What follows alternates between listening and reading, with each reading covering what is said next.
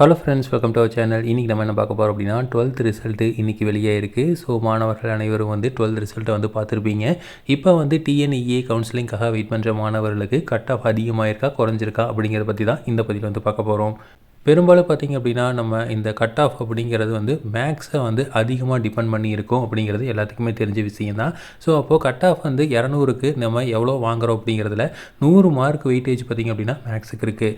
So இந்த வகையில் வந்து இப்போ வெளியாக இருக்க ரிசல்ட்டில் பெரும்பாலான மாணவர்களுக்கு வந்து மேக்ஸில் வந்து ரிசல்ட் வந்து ரொம்பவே வந்து அடி வாங்கியிருக்கு. ஸோ அதனால் வந்து கட் ஆஃப் குறையிறதுக்கு வாய்ப்புகள் ரொம்ப ரொம்ப அதிகமாக இருக்குது. ஒரு சில மாணவர்கள் மேக்ஸில் நல்ல மார்க் வாங்கியிருக்காங்க. ஸோ அதை வந்து நம்ம இல்லைன்னு சொல்ல முடியாது. ஆனாலும் பார்த்திங்கன்னா பெரும்பாலான மாணவர்களோட ரிசல்ட்டை பார்க்குறப்போ ஃபிசிக்ஸ் கெமிஸ்ட்ரியை கம்பேர் பண்ணுறப்போ மேக்ஸில் ரொம்பவே வந்து அடி வாங்கியிருக்கு.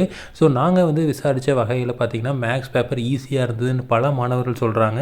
மட்டும் இல்லாமல் ஆஃப் இயர்லியோ இல்லை வந்து மிட் டேர்ம்லேயோ பார்த்திங்க அப்படின்னா நல்ல மார்க் வாங்கின மாணவர்கள் கூட மேக்ஸில் ரொம்ப வந்து கம்மியாக இந்த இடமா வாங்கியிருக்காங்க. அதாவது மிட்டில் வந்து அதாவது ஸ்கூலில் வந்து நடத்தின எக்ஸாம்ஸில் பார்த்திங்க அப்படின்னா 80, 90 வாங்கின மாணவர்கள் இப்போ வந்து 60, 50ன்னு வாங்கியிருக்காங்க. ஸோ இது வந்து பார்த்திங்க அப்படின்னா தமிழ்நாடு முழுக்க நிறையா பேர் இதை தான் சொல்கிறாங்க. அப்படி பார்க்குறப்ப கண்டிப்பாக வந்து கவுன்சிலிங் போகிறப்போ இந்த கட் ஆஃப் அப்படிங்கிறது கண்டிப்பாக வந்து குறையும்.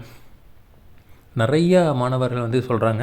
ஸோ உங்களுக்கு ஒரு எக்ஸாம்பிள் காட்டணும் அப்படின்னா, ஸோ இந்த மாணவரை வந்து பாருங்கள். இதில் வந்து பார்த்திங்க அப்படின்னா தமிழில் 95 வாங்கியிருக்காங்க, இங்கிலீஷில் வந்து 92, ஃபிசிக்ஸில் பார்த்திங்க அப்படின்னா 81, கெமிஸ்ட்ரியில் வந்து 88, கம்ப்யூட்டர் சயின்ஸில் 92. ஸோ ஆவரேஜாக பார்த்திங்க அப்படின்னா எல்லாத்துலேயுமே 90 அந்த ரேஞ்சு தான் இருக்குது. ஃபிசிக்ஸில் மட்டும்தான் கொஞ்சம் கம்மியாக இருக்குது, மற்ற எல்லாத்துலேயுமே 90 தான்.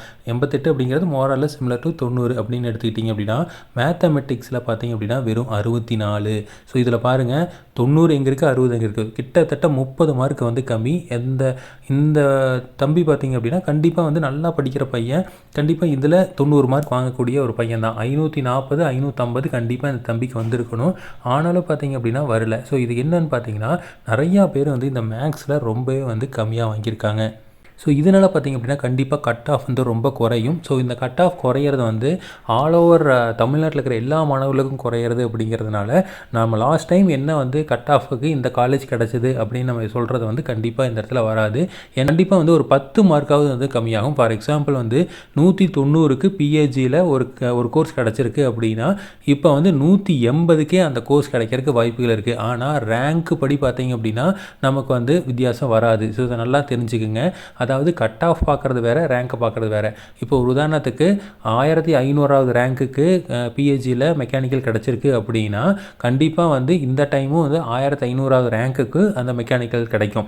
ஓகேங்களா? ஆனால் அந்த கட் ஆஃப் பார்த்திங்கன்னா 1500 அப்படிங்கிற ரேங்க்குக்கு 190 கட் ஆஃபாக லாஸ்ட் டைம் வந்துருக்கும். இந்த டைம் 180, 1500 கட் ஆஃபாக இருக்கும். அப்படி தான் வந்து குறைஞ்சிருக்கோ தவிர ரேங்க்கில் வந்து எந்த மாற்றமும் இருக்காது. ஸோ அதனால் வந்து நீங்கள் கட் ஆஃப் குறைஞ்சிருச்சு அப்படின்னு எந்த வகையிலையும் நீங்கள் வந்து கவலைப்பட தேவையில்லை. ரேங்கை பார்த்துட்டு அதுக்கேற்ற முடிவு பண்ணிக்கலாம். ஸோ இதில் வந்து பார்த்திங்க அப்படின்னா நீங்கள் கவுன்சிலிங் அப்ளை பண்ண பிறகு ரேங்க் லிஸ்ட் விடுவாங்க. அப்போ தான் வந்து நமக்கு எந்த காலேஜ் கிடைக்கும் அப்படிங்கிறத தெளிவாக வந்து பார்க்க முடியும். ஸோ இப்போ வந்து நமக்கு மேக்ஸில் மார்க் குறைஞ்சிருச்சு, இன்ஜினியரிங் போக முடியுமா முடியாதா அப்படின்னு யாரும் வந்து கவலைப்பட தேவையில்லை. கண்டிப்பாக எல்லாத்துக்குமே வந்து மேக்ஸில் மார்க் வந்து குறைஞ்சிருக்கு. ஸோ அதனால் வந்து இன்ஜினியரிங்க்கு வில்லிங் இருக்குது அப்படின்னா நீங்கள் அப்ளை பண்ணி ப்ரொசீட் பண்ணுறது பெஸ்ட்டு. ஸோ இதே மாதிரி இன்ஃபர்மேஷன் உங்களுக்கு தொடர்ந்து வேணும் அப்படின்னு எங்கள் சேனலை சப்ஸ்கிரைப் பண்ணுங்கள். தேங்க்யூ.